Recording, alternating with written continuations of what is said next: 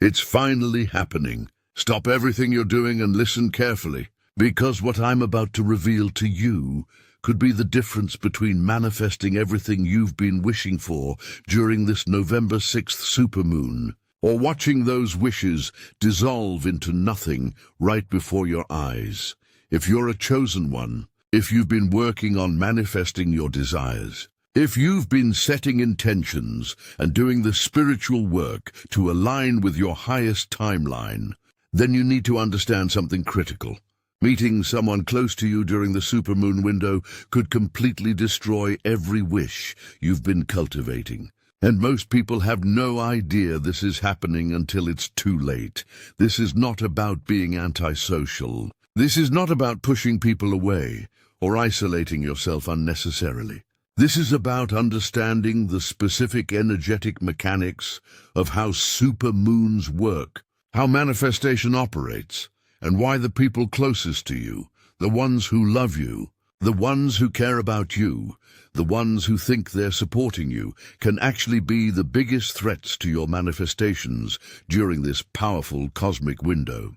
And if you don't understand this, if you ignore this warning, you will spend the next 6 months wondering why nothing you wished for during the supermoon came true, why your intentions seem to evaporate, why the powerful energy you felt during the supermoon didn't translate into real results in your life.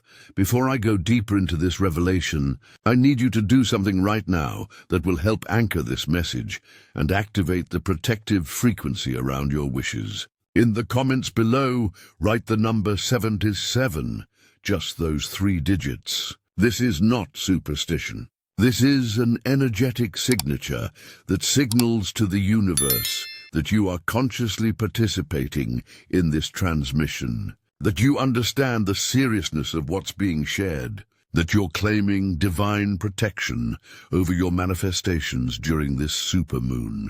The number 777 represents spiritual completion, divine alignment, and the activation of heavenly support. When you write it in the comments, you're essentially saying to the universe, I see this message, I receive this warning, and I'm taking the necessary steps to protect what I'm manifesting. So pause right now. Go to the comments, write 777, and then come back and continue reading. This simple action could be what saves your wishes from being destroyed. Now, let me explain exactly what happens energetically when you meet with someone close to you during the supermoon window, and why it's so dangerous to your manifestations. The November 6th supermoon is not just a regular full moon that happens to be slightly closer to Earth. This is a massive amplification of lunar energy that affects every person on the planet, but especially affects chosen ones who are actively working with spiritual energy, who are consciously manifesting, who are operating at higher frequencies. During a supermoon, the veil between the physical and spiritual dimensions becomes extremely thin. Your thoughts have more power, your emotions carry more weight. Your intentions can manifest much faster than normal. But, and this is the critical part that most people miss, this amplification works in both directions. Just as your positive intentions are amplified, so are any contradictory energies, any doubt, any fear, any limiting beliefs that enter your field during this window. And here's where people close to you become dangerous. They carry beliefs about you. They have fixed ideas about who you are, what you're capable of, what's realistic for you, what you deserve. And these beliefs, even when they're held with love, even when the person genuinely cares about you, are like energetic anchors that keep you locked into old patterns, old timelines, old versions of yourself. When you're alone, when you're in your own energy field working with the supermoon, you can access higher timelines where your wishes have already manifested. You can align with versions of yourself who have already achieved what you're currently wishing for. You can tap into quantum possibilities that exist beyond your current circumstances. But the moment you enter the energy field of someone who knows you, who has a history with you, who has expectations and beliefs about you. You get pulled back down into the timeline they're holding you in. Think about it this way. You're trying to wish for a completely new version of your life during this supermoon. Maybe you're manifesting financial abundance that's way beyond what you've ever experienced. Maybe you're calling in a romantic relationship that's nothing like your past relationships. Maybe you're intending a career breakthrough that requires you to step into a totally new identity. Whatever it is, you're reaching for something that doesn't match who you've been historically. You're trying to quantum leap into a different reality, and that requires holding a very specific frequency, maintaining a very specific belief system, staying aligned with a very specific vision of yourself. But then you meet with your mother, your best friend, your sibling, your long-term partner, someone who has known you for years. And within minutes of being in their presence, their energy field intersects with yours, and their subconscious beliefs about you start broadcasting into your field. They don't have to say anything negative. They don't have to actively discourage you. In fact, they might be saying all the right supportive things with their words, but energetically on the subconscious level, they're holding an image of you as the person you've always been. They're thinking of you as the person who struggles with money, who has bad luck in relationships, who never follows through on big dreams, who plays small. And because the supermoon amplifies everything, their subconscious beliefs about you get amplified directly into your manifestation field and begin to corrupt the vision you've been building. This is why so many people experience what I call supermoon manifestation. Collapse. They feel incredibly powerful and clear during the supermoon. They set their intentions with absolute certainty. They feel the energy moving. They know something big is happening. But then, within days or weeks, the whole thing seems to fall apart. The clarity fades. The certainty disappears. The energy dissipates. And they're left wondering what went wrong. Why the supermoon didn't work for them like it seems to work for others. And the answer, in most cases, is that they spent time with people close to them during the supermoon window. And those people's beliefs about them destroyed the new timeline they were trying to access. Let me give you a concrete example so you can see how this plays out in real life. Imagine you're a chosen one who's been struggling financially for years. You've been working on your money mindset, releasing poverty consciousness, doing the inner work to become a vibrational match for abundance. And you decide that during this November 6th supermoon, you're going to make a massive intention for financial breakthrough, not just a little improvement, but a complete transformation of your financial reality. You're calling in 6 figures. You're manifesting unexpected windfalls. You're aligning with a version of yourself who is financially free and abundant. So, on November 6th, you do your ritual.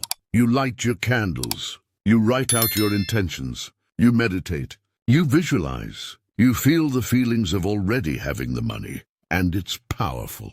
You feel something shift. You feel the universe responding. You feel like you just anchored a new timeline. You go to sleep that night absolutely certain that financial abundance is on its way to you. But then, the next day, November 6th, you have lunch with your sister, someone who loves you, who has known you your whole life, who has always been there for you. And during lunch, she asks how you're doing. And you, still buzzing with the energy from last night's supermoon ritual, start to tell her about your intentions, about the abundance you're manifesting, about how you feel like something big is about to shift financially. And your sister, because she loves you and doesn't want you to be disappointed, says something like, "That's great. I hope it works out for you. Just, don't get your hopes up too much. Remember what happened last time you thought you were about to have a breakthrough? I just don't want to see you devastated again if it doesn't happen." She says this with love. She says this to protect you. But energetically, what she just did was inject massive doubt into your manifestation field during the most sensitive window possible. Her belief that you're someone who gets disappointed, someone who has financial breakthroughs that don't work out, someone who needs to be protected from their own hopes.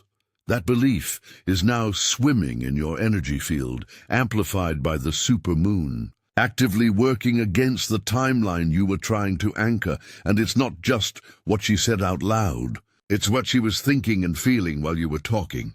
She was remembering all the times you struggled with money. She was recalling your past financial failures. She was projecting a future based on your historical pattern. And because you love her, because you're connected to her, because her opinion matters to you, your subconscious absorbed all of that. Your energy field took on her doubt, and the new timeline you were trying to access started to collapse back into the old timeline she was holding you in. By the time you leave that lunch, you might not consciously realize what happened, but you'll notice you feel different. The certainty you had last night is slightly shaky now. The excitement is mixed with anxiety. The vision feels a little less clear. And over the next few days and weeks, that corruption spreads. The doubt grows. The old beliefs reassert themselves. And by the end of the month, your supermoon manifestation has completely dissolved. And you're back to your default financial reality, wondering why the universe didn't deliver what you asked for.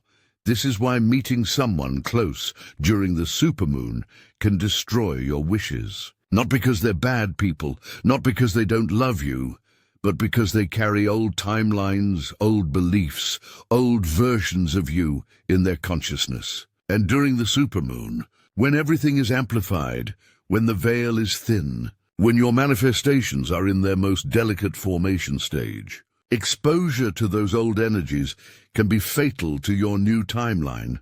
Now, let me be very specific about who counts as someone close in this context, because not all relationships carry the same risk. Someone close is anyone who has a strong energetic connection to you, anyone who has been in your life long enough to form fixed beliefs about you, anyone whose opinion you care about deeply enough that their doubt could shake your certainty. This typically includes family members, especially parents and siblings who knew you as a child. Long-term romantic partners who have seen you through multiple phases of life, best friends who have been with you for years, mentors or authority figures whose approval you seek, ex-partners you still have emotional ties, to co-workers you've known for a long time who have a set idea of your professional capabilities. These are the people who are most dangerous to be around during the supermoon window, not because they wish you harm, but because their consciousness is deeply entangled with your past self. They have invested years in knowing you as a particular person, and even if they consciously want you to grow and change, their subconscious holds you in the old pattern. And that subconscious holding is what corrupts your manifestations during the amplified energy of the supermoon. On the other hand, people who don't count as dangerous during the supermoon window include strangers or very casual acquaintances who have no history with you and therefore no fixed beliefs about what you can or cannot. Spiritual teachers or healers who are trained to hold space for transformation rather than reinforcing old patterns. New friends who met you recently and only know the current version of you. People who are also consciously working with the supermoon energy and understand the importance of not projecting limitations onto others. Anyone who sees you as pure potential rather than as a fixed identity based on your past. Now, here's where this gets even more complex, and where most chosen ones make critical mistakes. You might be thinking, okay, I'll just avoid my family and old friends for a few days around the supermoon. Problem solved. But it's not that simple, because the supermoon window is not just the day of the full moon. The supermoon energy builds for several days before the peak and continues for several days after. We're talking about a window of roughly 7 to 10 days, where your manifestation field is in this vulnerable, highly impressionable state. And for most people, going 7 to 10 days without any contact with anyone close to them is either impossible or would create so much drama and suspicion that the stress itself would corrupt the manifestations. So, what do you do? How do you protect your wishes during the supermoon if you can't completely avoid everyone close to you? This is where spiritual strategy becomes essential. This is where you need to be incredibly intentional about how you navigate this window. And I'm going to give you specific protocols that will help you maintain your manifestation integrity, even if you do have to interact with people close to you during this time. The first protocol is the energetic boundary shield, and you need to activate this before any interaction with someone close during the supermoon window. Here's how it works. Before you meet with this person, before you even leave your house or answer their call, you take 3 minutes to consciously create an energetic boundary around your manifestation field. Close your eyes, place your hands over your heart, and visualize a sphere of brilliant white light surrounding your entire body, extending about 3 feet in all directions. This is not just any light. This is crystallized intention, solidified manifestation energy, a protective barrier that prevents outside beliefs from penetrating your field. As you visualize this sphere, speak this declaration, either out loud or internally, with absolute conviction. My manifestations are sealed. My wishes are protected. My timeline is locked. No belief, no doubt, no limitation from anyone else can enter my field or corrupt what I am creating. I'm sovereign in my reality. I receive love and connection without absorbing projections or limitations. My supermoon intentions remain pure and powerful, regardless of who I encounter. Hold this visualization and feel this protection activating for at least 90 seconds. You should physically feel a shift, a sense of being cocooned, insulated, protected. That's when you know the shield is active. And this shield needs to stay active for the entire duration of your interaction with this person. The second protocol is conscious conversation management. When you're with someone close during the supermoon window, you must be extremely careful about what you share regarding your intentions, wishes, and manifestations. The general rule is this: do not share specifics about what you're manifesting with anyone who has a history of seeing you fail or struggle in that area. If you're manifesting financial abundance, and the person you're with has only ever known you as broke, do not tell them about your money intentions. If you're manifesting an amazing romantic relationship and the person you're with has watched you go through painful breakups, do not tell them about your love intentions. If you're manifesting a career breakthrough and the person you're with has always seen you in a lesser position, do not tell them about your professional intentions. This is not about being secretive or dishonest. This is about understanding that some people, no matter how much they love you, are not energetically qualified to hold space for your new timeline. Their consciousness is too anchored in your old timeline.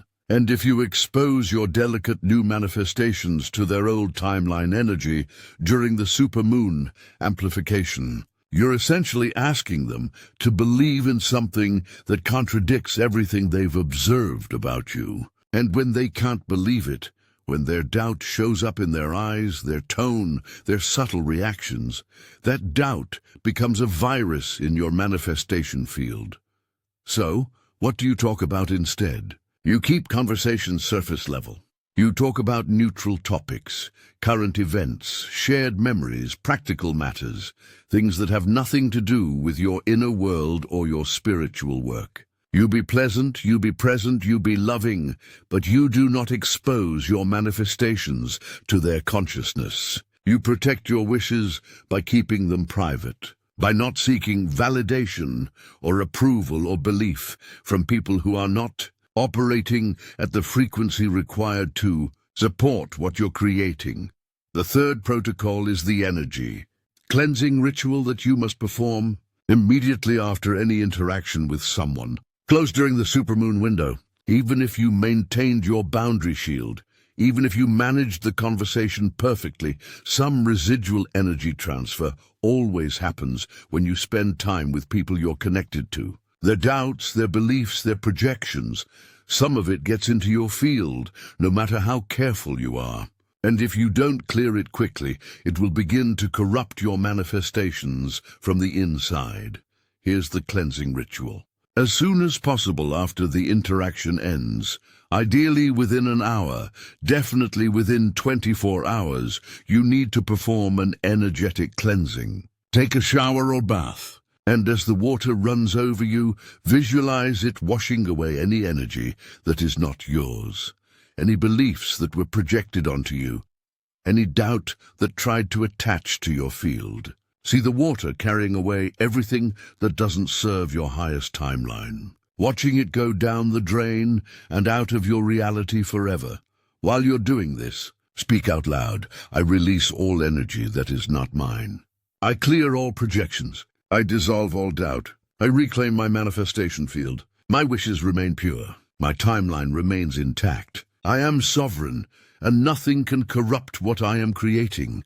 After the water cleansing, do a smoke cleansing if possible. Burn sage, Palo Santo, or any purifying incense, and let the smoke surround your body, your space, your energy field. If you can't use smoke, use sound. Ring a bell, play a singing bowl, clap your hands loudly around your body. The point is to create a vibrational disruption that shakes loose any lingering energy that doesn't belong to you. And finally, reactivate your original supermoon intentions. Pull out whatever you wrote, whatever you visualized, whatever you declared during your supermoon ritual, and reconnect with it. Feel it again. See it again. Affirm it again. This reconnection after the cleansing ensures that your manifestation field returns to its pure state, that your wishes remain your dominant frequency, that the interaction you just had with someone close didn't knock you off your timeline. Now let me address what many of you are thinking. This sounds exhausting. This sounds like I have to be paranoid and defensive around people I love. This sounds like I can't be authentic or vulnerable during the supermoon, and I understand that concern. But here's what you need to understand. This is temporary. This is specific to the supermoon window. This is about protecting something precious during its most vulnerable formation stage. Once your manifestations solidify, once they begin showing up in physical reality, once the new timeline is locked in, then you can relax these protocols. Then you can share freely. Then you can be as open and vulnerable as you want, because the manifestations are no longer in danger. Think of it like protecting a newborn baby. When a baby is first born, you don't let just anyone hold them. You don't take them into crowded places. You protect them from germs, from harsh environments, from anything that could harm them during their most vulnerable stage. But once they grow stronger, once their immune system develops, once they can handle more exposure, then you relax those protections. Your supermoon manifestations are like newborn babies. They need intense protection during their first days and weeks of existence. And if you provide that protection, they survive and grow strong. If you don't, they die before they ever have a chance to develop. So yes, it requires effort. Yes, it requires consciousness. Yes, it requires temporarily adjusting how you relate to people close to you. But the alternative is watching your wishes dissolve, watching your supermoon energy go to waste, watching another powerful cosmic window pass without producing real results in your life. And if you're truly serious about manifestation, if you're truly committed to quantum leaping into your highest timeline, then these temporary protocols are a small price to pay for the permanent transformation you're creating. Let me also address the specific situation that many chosen ones face. What if you live with someone close? What if you share a home with family members or a long-term partner who carries old beliefs about you? You can't exactly avoid them for 10 days without creating massive conflict. This is admittedly the most challenging scenario, and it requires even more advanced energetic management. If you're in this situation, Here's what you need to do. You create physical separation as much as possible within the shared space. Spend more time in your own room with the door closed. Take long walks alone. Find reasons to be in different parts of the house at different times. You're not being rude or antisocial. You're being strategic about energy management during a critical window. You maintain the boundary shield constantly, not just during direct interactions. You essentially live inside that protective sphere for the entire supermoon window. It becomes your baseline state. You wake up and activate it. You maintain it throughout the day. You reinforce it before bed. You do mini cleansing rituals multiple times per day. Quick showers, sound clearing, incense, whatever you can do to regularly reset your field and prevent accumulated corruption. You find time every single day, even if it's just 15 minutes, to be completely alone in a space where you can reconnect with your supermoon intentions without any interference. Yes, this is intense. Yes, this requires discipline. But remember what's at stake: the most powerful manifestation window of the year, the ability to quantum leap into a completely new timeline, the fulfillment of wishes that could transform your entire life. If that's worth having, then it's worth protecting with every tool and technique at your disposal. Now, I need to tell you about the most insidious way that meeting someone close during the supermoon destroys your wishes. And this is something that almost no one talks about because it happens entirely at the subconscious level. When you spend time with someone who has known you for years, someone who has a deep, energetic bond with you, something called timeline bleeding can occur. This is where their timeline for you, their vision of who you are and what's possible for you, literally bleeds into your timeline, contaminating your new reality with their old expectations.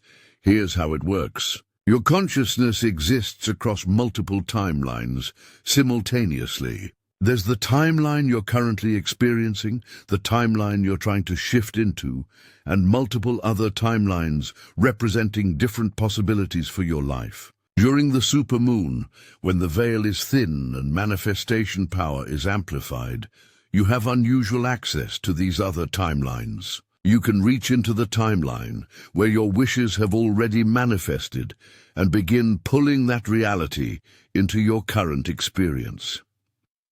But other people also exist across multiple timelines. And when their consciousness intersects with yours, their timeline for you can interfere with the timeline you're trying to access. So when you sit across from your mother during the supermoon window, it's not just her physical presence you're dealing with. You're also dealing with her consciousness across multiple timelines, including the timeline where she sees you as someone who never quite makes it, who always struggles, who needs her help and protection. And if you're not extremely careful, if your energetic boundaries are not absolutely solid, her timeline for you can bleed into your consciousness and pull you back into the reality she's holding for you, rather than the reality you're trying to create for yourself.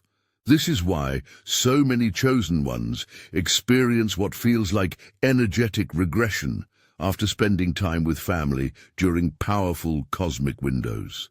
They were making progress. They were shifting timelines. They were accessing higher realities. And then one family dinner pulls them back into old patterns, old limitations, old versions of themselves that they thought they had transcended. It's not that they're weak. It's not that their progress wasn't real. It's that they unknowingly allowed timeline bleeding to occur.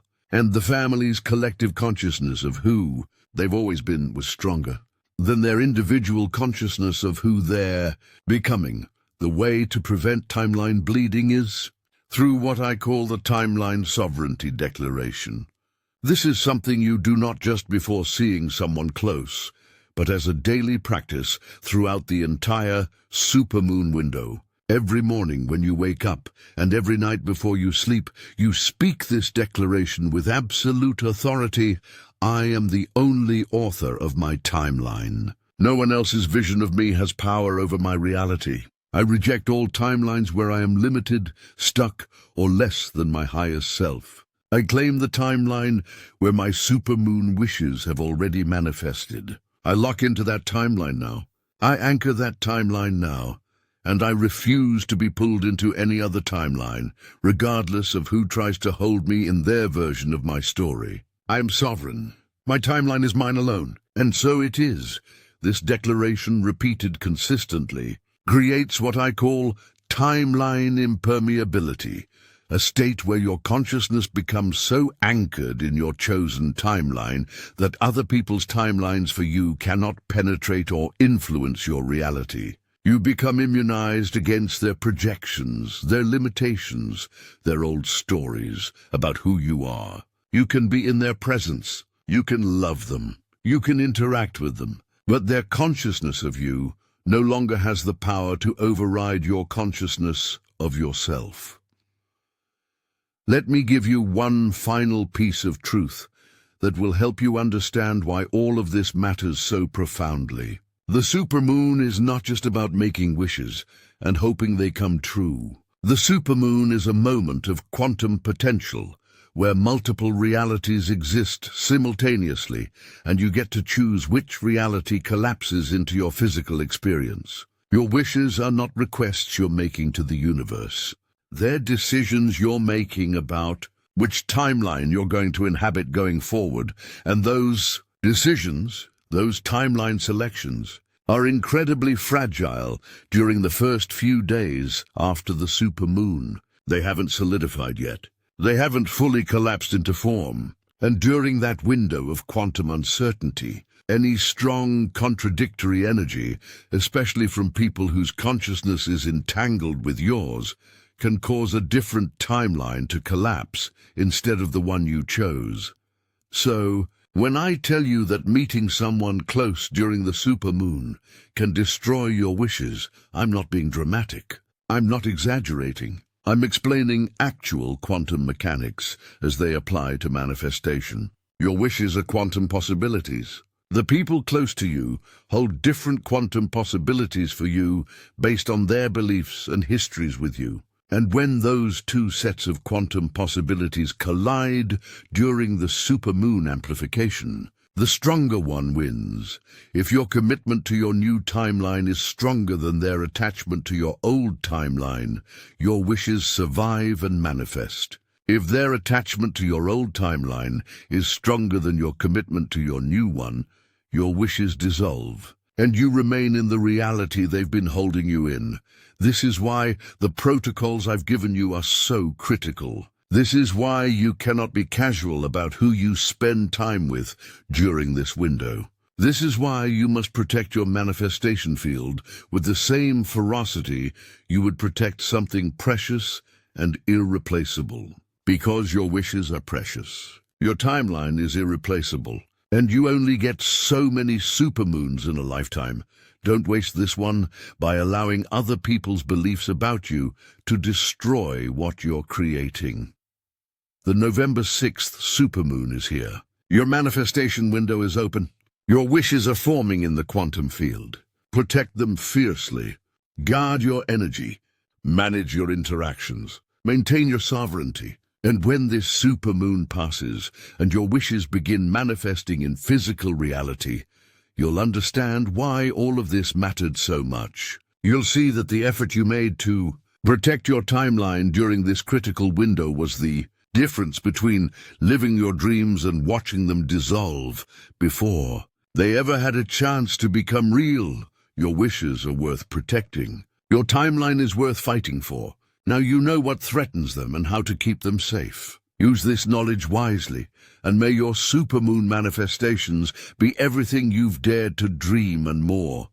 If this message found you, it is not by accident. Write "I am ready" in the comments right now to seal your protection and activate your manifestation shield during this supermoon window. Your breakthrough is coming this week, and these protocols are the only thing standing between you and the complete fulfillment of everything you've been wishing for.